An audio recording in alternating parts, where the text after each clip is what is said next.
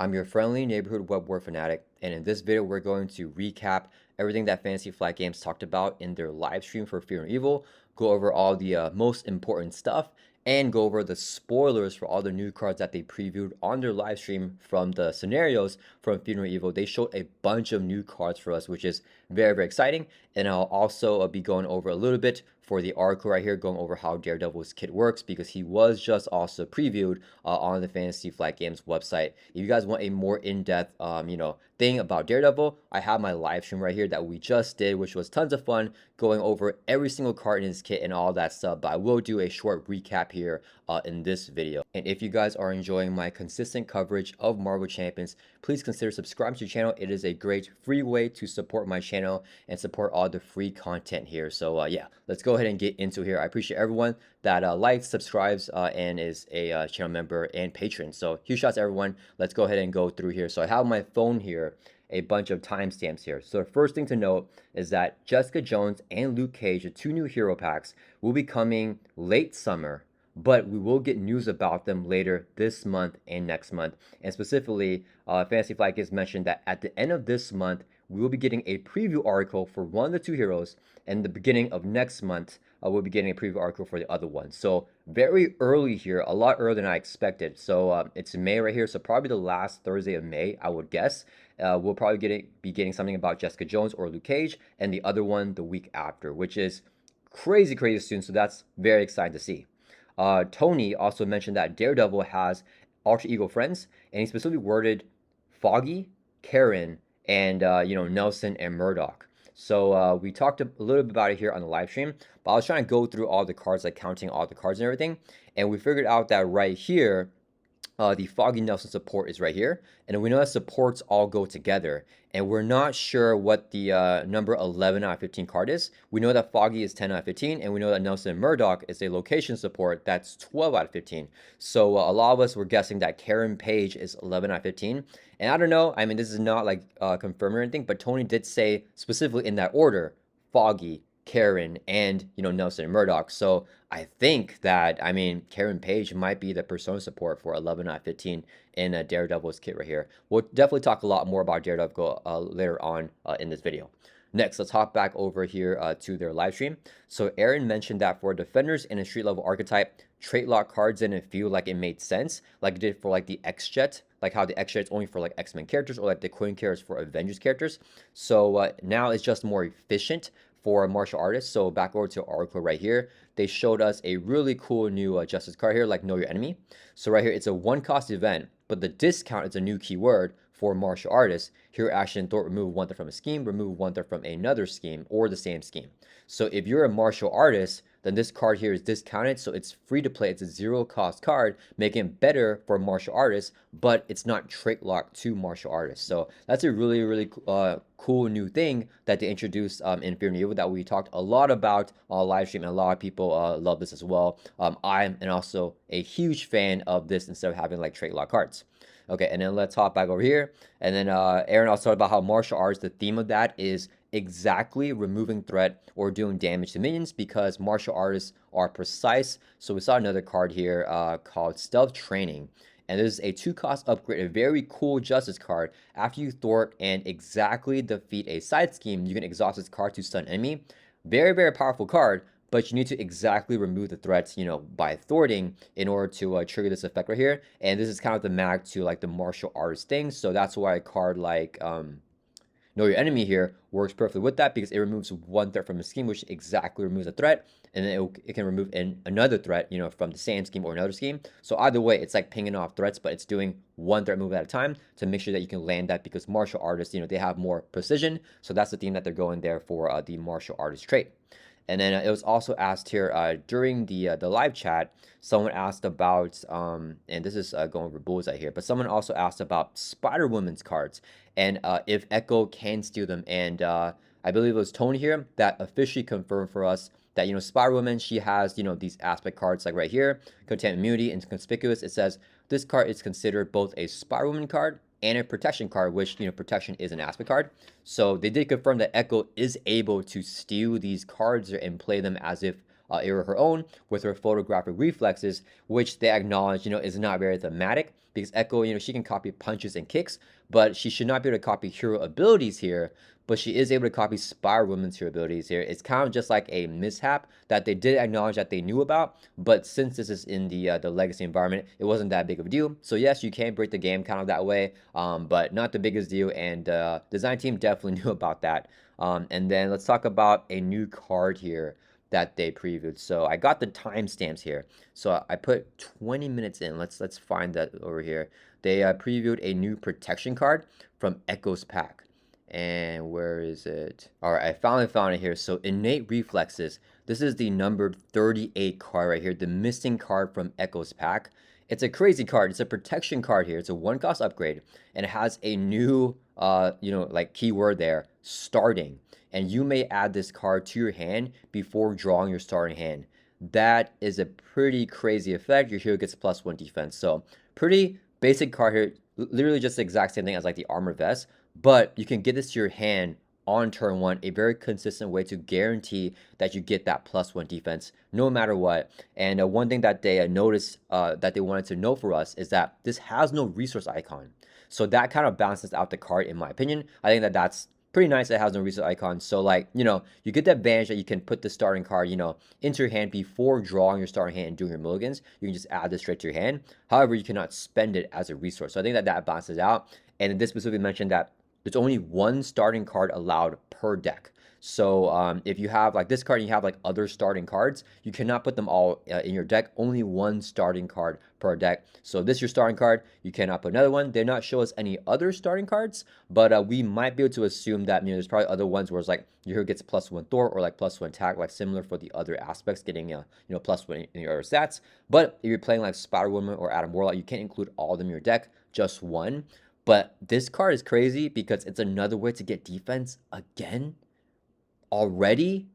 That's crazy, guys. We just talked about Echo in her production article, how it gave us another way to get more defense. And now we have another one. So like, yeah, heroes can go so high on their defense now, right? You have innate reflexes. You got the Ronin suit. You got defense conditioning. You got armored vest from the core set. That's 4. You have like the defense specialist with specialized training. So literally any hero in the game can just get +5 defense now to where their defense stat naturally is. Nightcrawler has a base defense stat of 3. He gets +1 with his cutlass, going up to 4. Get to 5 here if you include all these cards, going to 9 defense, 9 base defense. Insane, guys. So literally every hero can play like perfect defense builds if they want to now, because anyone can get their defense really high. So yeah, really cool card here to see. I think it's pretty balanced because of that starring effect, and the fact that it's not a resource card. So yeah, this is the missing card here, number 38 from Echo's pack. It is Innate Reflex, just a protection card, not really an Echo card. I thought it would be an Echo card, but yeah, still cool to see this type of card right here. Very, very, very cool. Okay, next we're gonna take a look at Purple Man here, and it showcased his villain card for the first time, and it also showed us a card from his set. So Purple Man here, this is his stage 1 here. So 1 scheme, 0 attack. Each influenced minion gains guard. He's psionic and he is an underling. Each boost card from the Purple Man encounter set gains boost. After its activation, deal this card to yourself as a face down encounter card.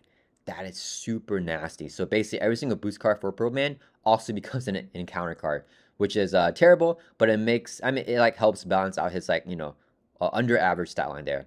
And then each influence minion, so he's going to influence probably your allies and turn them into minions. So right here we have convert here as attachment. Treat attached ally as an influence minion with the blank text box. Yeah, there you go. This is what will change your allies into minions. And then because you guys know the ability of Purple Man, whenever he talks, everyone has to obey what he's saying. Attached minion scheme is equal to its base store and does not take consequential damage. When revealed, you attach to the highest cost ally you control and you engage the ally, otherwise the card gains surge. So if you don't have allies, it doesn't do anything. If you do have an ally, it's going to take the ally and turn the ally against you. Very thematic. This is Kilgrave from the Jessica Jones Disney Plus show. If you guys have not, or if you guys have watched that but didn't know that it's Purple Man in the comics. Yeah, this is Kilgrave here. He is purple in the comics, even though he is not purple in the Disney Plus show or the Netflix series. It's the old Netflix show, now on Disney Plus. I just recently watched it for the first time and I really enjoyed it. Okay, so that is how Purple Man is going to be working off with allies. Next timestamp I got here is for Hammerhead. That is right here. So Hammerhead, he is a 2 scheme, 1 attack, criminal, Magia, I cannot pronounce that, underling. Force response after Hammerhead attacks and damages a character, you stun the character. That's the mana for Hammerhead. If that character was already stunned, you deal with damage to them. So it's always going to get like an effect off. The stun is going to be pretty annoying. So you probably actually want to chump block against him or at least fully defend his attack so he can't damage you, right? He's going to do a lot if he's able to damage you. And then someone also asked about who this girl right here, the red hair girl, is in the art. And in Fantasy Flight Games, I think they said that they basically don't know. Like they so basically they didn't give us a straight up answer, but we're not sure if they're joking in terms of like they're gonna review it later or if it's just like a random girl and doesn't really mean anything. So yeah, we're not entirely sure if there's gonna be something about it later, but it seems like she's not very important, and a lot of people were really speculating like who she would be. But yeah, unfortunately, I think it's just I think it makes sense that she's not important with I've actually seen the villain card here because her eyes are cut off here, so we don't even see like the rest of her face. So yeah, that's Hammerhead here. Pretty interesting ability tied into his attack, which always makes the villain more difficult, but his attack is a little bit lower there. So I think I would like to see like a 1 attack 2 scheme sound with him, since his force response is tied into the attack and not in the scheme. But I think it makes sense because I guess he's a great schemer as well, right? And maybe he's not like as strong as the way that he's scheming. Okay, next we're gonna go over another timestamp here for Typhoid Mary. And this one was pretty extensive. So Typhoid Mary seems to be a very hype villain that designers are very excited about. So, okay, we have Typhoid Mary right here on her side A. 2 scheme, 1 attack, mutant, psionic, underling. So cool to see another mutant here, not in the mutant waves. Force interrupt. Whenever Typhoid Mary will be defeated, you place a damage on Disturbed Psyche instead and reset her hit points back to 10 per player. So basically, Aaron was the one that designed the scenario, and he explained to us that there's multiple ways to win the game, but you want to appeal to Mary and turn her into an ally, because then you get the ally for the campaign if you're playing the campaign mode. So that's like the more kind way to win a scenario, and you can still win it by just like brute forcing and defeating Typhoid Mary by like punching her down. But that's not as nice, right? They showed some more cards here. Let me see. She has a flip side where she's going to be Bloody Mary here. So, 1 scheme to attack, mutant, psionic, underling, force interrupt. Whenever Bloody Mary would be defeated, you place a damage token on Disturbed Psyche instead and reset her hit points back to 10 per player life. Then they talked a little bit more about it later on in their live stream, and it showed off this environment for us here, the Disturbed Psyche environment. So now we got the full card here. It's a setup card. Setup is you put the villain into play on a random side, and then you reveal it. Force interrupt. When the villain phase ends, flip the villain. So interesting that the villain will be constantly flipping over the 3 altars that Mary has right here. Her Bloody Mary, Typhoid Mary, and then the other one. I forgot the name of the other one. But yeah, all 3 Marys right there. And if there are 3 or more tokens here, then the players win the game. And there is a side scheme here, a permanent side scheme called Establish Trust. This one's very, very cool. So, I like the flavor text here. Mary, it's me. I don't want to fight you. Matt Murdock. It's a permanent setup side scheme. And in extra mode, this card gains hinder 3 per player. And it comes in with 8 per player threat. But when it's defeated, you get to place a threat on Disturbed Psyche and you flip the card over. And on the flip side here, it becomes Mary Walker, good guy.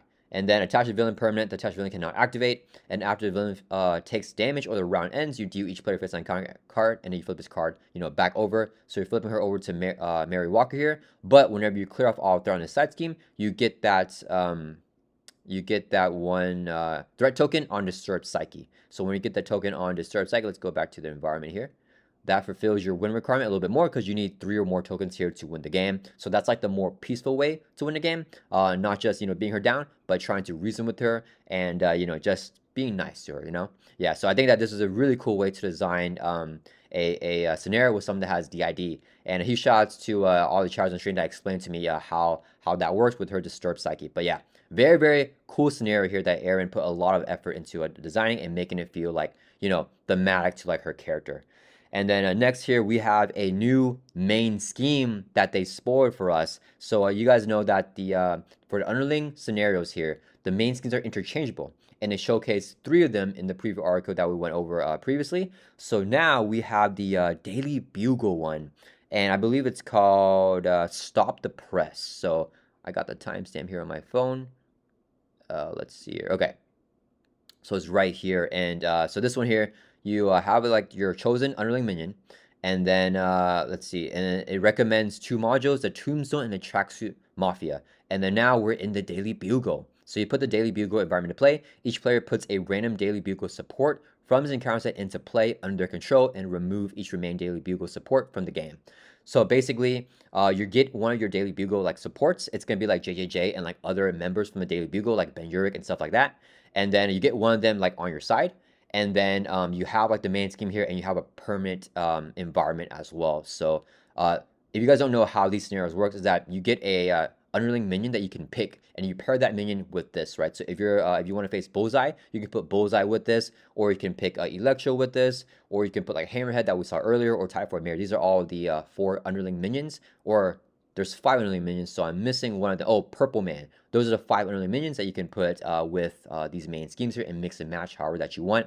And let's go over the main scheme stage 1B here. So right here it says, for response, after an enemy makes an undefended attack against you, you have to choose to either place 2 threat here, or 3 on expert mode, or remove a stamina counter from a Daily Bugle support you control. Because you guys are fighting in the Daily Bugle, a lot of stuff's happening, and you have to stop this, stop these bad guys here from stopping the press and everything and all this stuff. So if a Daily Bugle support leaves play, or this stage is completed, the players lose the game. So you cannot let your Daily Bugle support die, or else you lost because you did not defend them. Or if the main scheme hits 7 here and then the villains complete their goal, then you also lose the game. Love that we have the Daily Bugle here. You guys know I gotta play some Spider-Man with like Tombstone and Electro here with the Daily Bugle.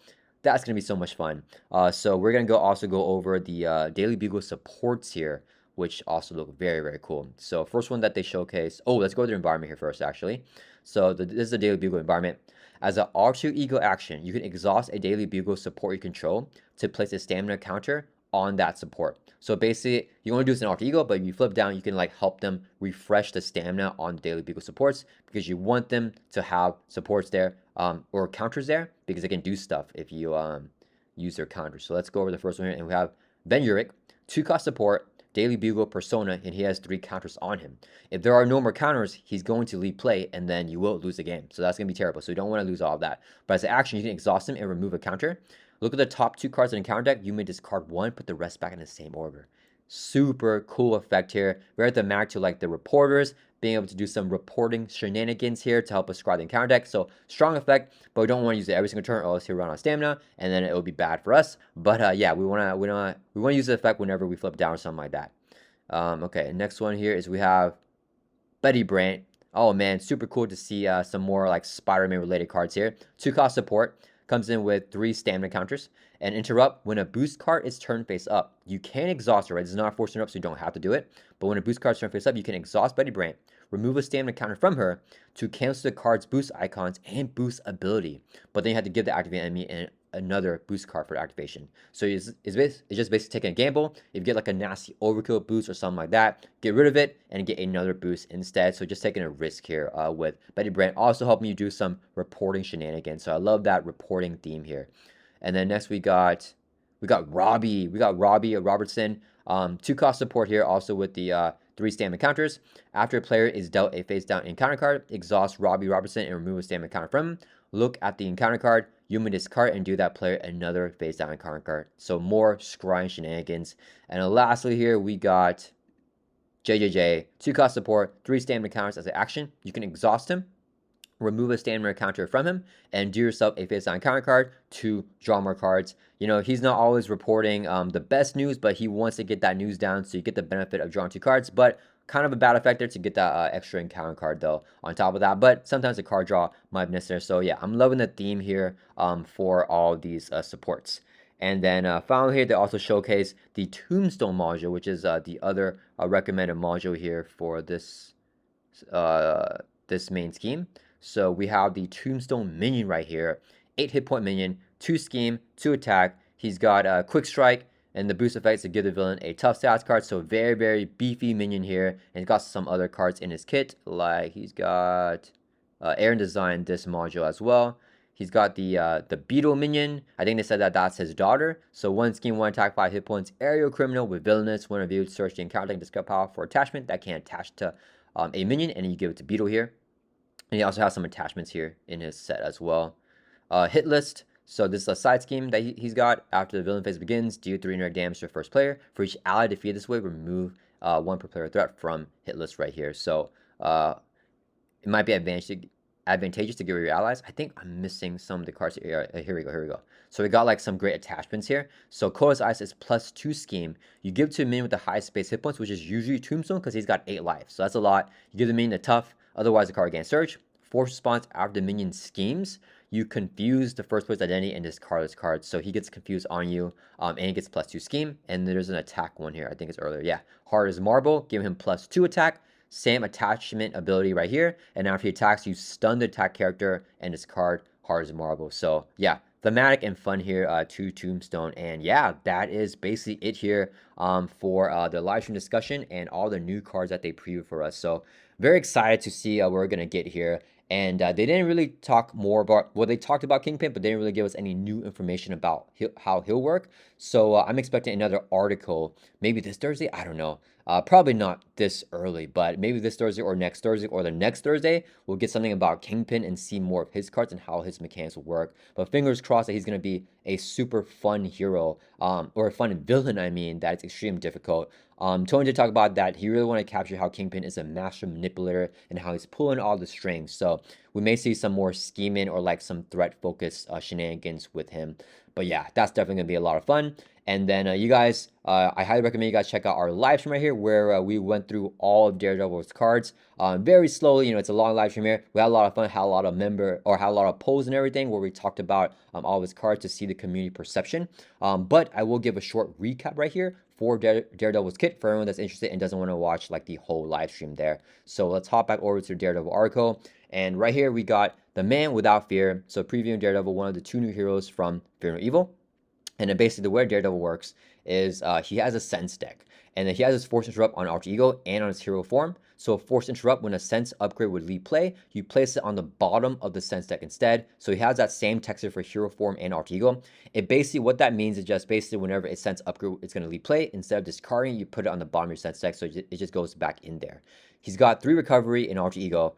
6 hand size, 10 hit points. Hero form, he's got the 5 hand size, 10 hit points, and then 2/2/2 stat line. 2 thwart, 2 attack, 2 defense. That is your very typical stat line that we want for any hero. And he's also got this action right here. Superhuman senses, play the top card of the sense deck as if it were in your hand by paying its cost. So that's his main mechanic right there, and it is very similar to Doctor Strange in Invocation deck, but it seems to be more powerful, guys, because for Doctor Strange, if you guys don't remember, for his ability right here, you have to actually exhaust Doctor Strange to trigger it, and you have to pay the cost of the top card of the Invocation deck. For Daredevil, you can just play by paying the cost, and they're all 1 cost, so that's insanely powerful for him to be able to do that. And let's go over some of his sense cards here.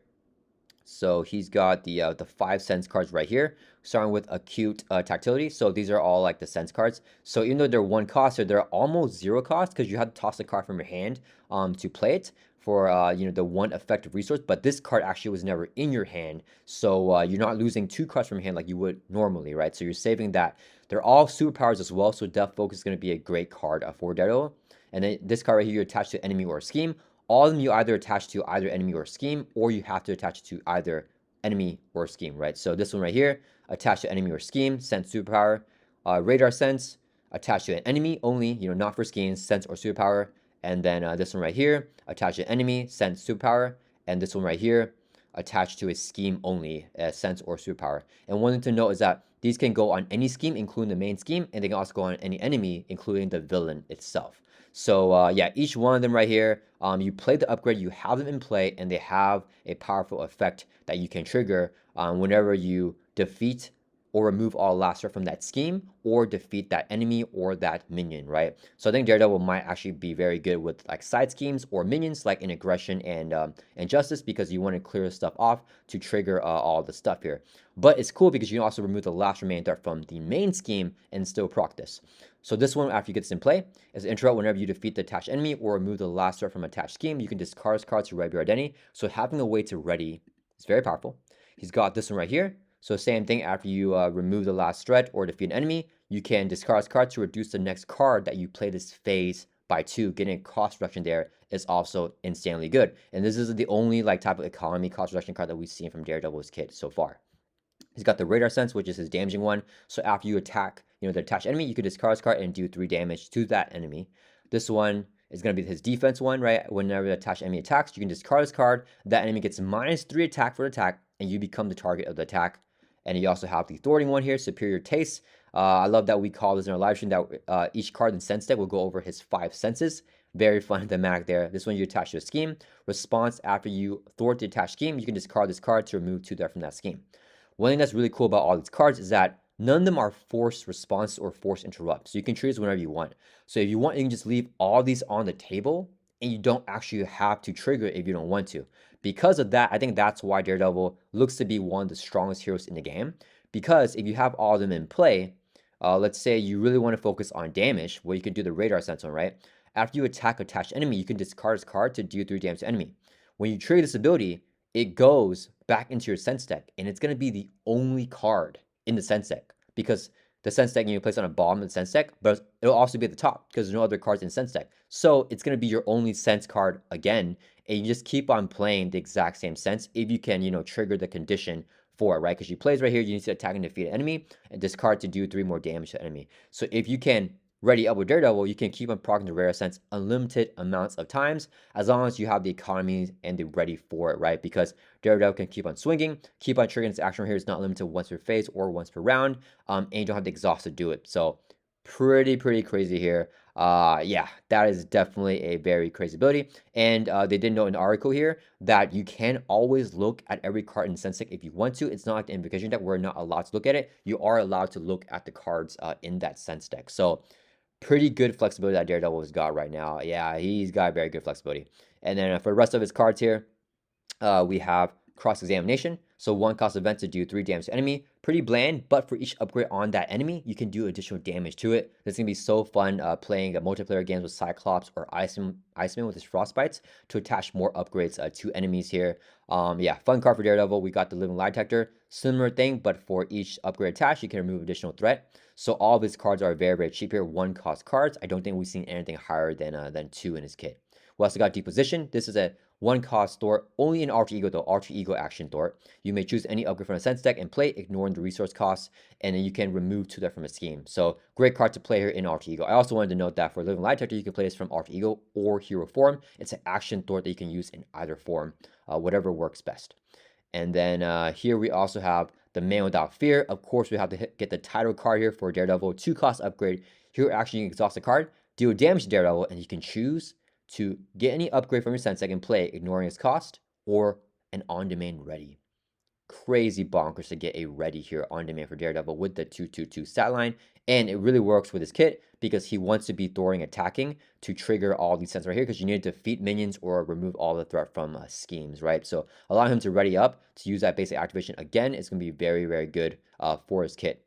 And then we also got Focus of Senses, a really cool player stat scheme here whenever you clear off all the threat, you get to put all of your sense cards on the table and attach them to wherever you want, or rearrange and move and reattach any senses to wherever you want. So if it's like on the wrong minion, you can put it on a different minion. If it's on like the villain, you can put it to a minion, or like vice versa. You can move from side schemes to the main schemes, just do whatever you want. You're literally sitting there and focusing on your senses. A very fun and thematic card.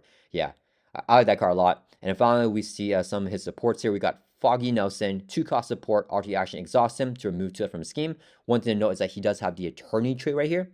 And then we got Nelson and Murdoch. So it's a 1 cost support. After an Eternity character or support defeats a side scheme, confuse the enemy. This is crazy because Daredevil has so many ways to thwart in Alter Ego, and he has the Eternity trait here. So as long as he's the one thwarting in Alter Ego, anything that's an event or an upgrade is an extension of the hero. Supports are not. So yeah, if you're doing that with Matt Murdoch and you're thwarting, from schemes, then you're able to trigger the Nelson Murdoch, and Fog can also do it for you. So if you have like 2 threat on the main scheme and 2 threat on a side scheme, if Daredevil thwarts off the side scheme, triggers response, put a confused status, Foggy takes the threat off of the main scheme, and then Foggy can also confuse the enemy as well. So then if you have like a steady villain, you can double confuse him through a steady. If you have multiple minions, you can confuse all of them. This gives him so many ways to confuse and flip down. Definitely a great card for his kit and allow him to flip down more. And then lastly here, they also showcase his identity-specific ally right here, Electra, of course. 3 cost ally. Oh, I forgot. She is the 3 cost card. Everything else that we've seen was cheaper than that, though. 1 thwart, 2 attack, 3 hit points, defender, martial artist as a forced interrupt, but only hero form. Whenever Electra would take any consequential damage, Daredevil takes the damage instead. And I was telling chat here, I love the flare. I don't need your protection, Matt, but literally, Matt is still going to protect her and take damage for her.